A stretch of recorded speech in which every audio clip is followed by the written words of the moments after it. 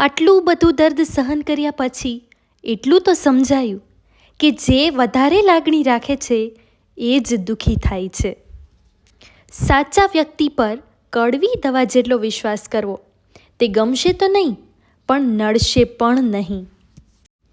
દુઃખી એવા માટે થાઓ જે તમારા માટે કે તમારા વગર દુઃખી થતા હોય, એવા માટે નહીં કે જેને તમારી હાજરી કે ગેરહાજરીથી કંઈ ફરક ન પડતો હોય.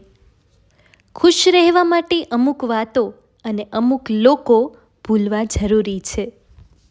જેની માટે તમે બધું જતું કરો છો, છેલ્લે એ વ્યક્તિ તમને જતા કરે છે, કારણ વધારે પડતી લાગણી કોઈને પણ સમજાતી નથી.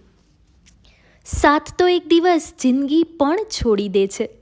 સાહેબ તો માણસોની શું આશા રાખવી. જિંદગીની રમત પણ બહુ વિચિત્ર છે.